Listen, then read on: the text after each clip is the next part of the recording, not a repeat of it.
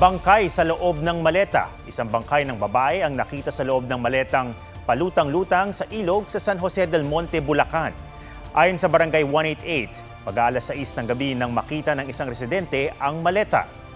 Itinawag ito sa Barangay 188 sa Tala, Caloocan dahil may nakablotter raw roon na nawawalang minor de edad. Pasado alas 8 ng gabi nang makuha ng pulisya ang maleta. Nang buksan ito, doon nakita ang bangkay ng babae na inaalam pa ang pagkakakilanlan. Hindi bababa sa 4 ang patay sa hinihinalang gas explosion sa isang shopping mall sa Taiwan. Hulikam naman ang pagsagasa ng tren sa SUV sa Amerika at ang salpukan ng 2 bangka sa Peru. Ang mga balita abroad sa report ni JP Soriano. Naglalayag sa ilog sa Peru ang 2 bangkang yan nang biglang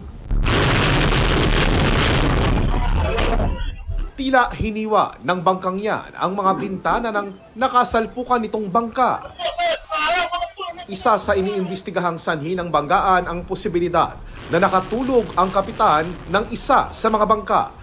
Dinala na sa pagamutan ng mga sugatan. Nasalpok naman ng tren na yan ang SUV na nakahinto sa riles. Bago yan, kita sa CCTV na natulak papunta sa riles ang SUV nang nasa likuran nitong pick-up. Tinangkang umatras ng SUV pero naharangan ito ng barrier. Nakababa naman ang driver bago nabangga ng tren ng SUV. Bumagsak ang isang military fighter jet sa San Diego Bay sa California. Sinagip ang 2 piloto ng isang fishing vessel ayon sa US Coast Guard. Iniimbestigahan pa ang sanhi ng crash. Sa loob naman ng isang shopping mall sa Taiwan, nabulabog ng pagsabog ang mga mamimili. Di bababa sa 4 ang nasawi, mahigit 20 ang nasugatan. Hinala ng fire department nagkaroon ng gas explosion sa 12th floor kung saan may construction work. JP Soriano, nagbabalita para sa GMA Integrated. Sunod-sunod na inundayan ng saksak ng lalaking iyan ng isa pang lalaki sa loob ng internet cafe sa Cebu City. Ang biktima naglalaro noon sa computer. Agad tumakas ang suspect na naaresto sa follow-up operation. Batay sa investigasyon, napagkamala ng suspect ang biktima bilang police asset na nagsuplong sa kanya noon kaya siya nakulong.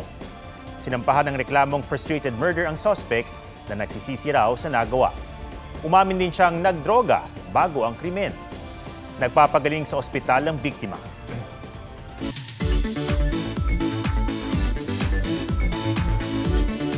Kakaibang thrill ang hatid ng mga diving spot sa Mabini, Batangas para sa mga free diver. G tayo sa underwater world doon kasama si Mark Salazar.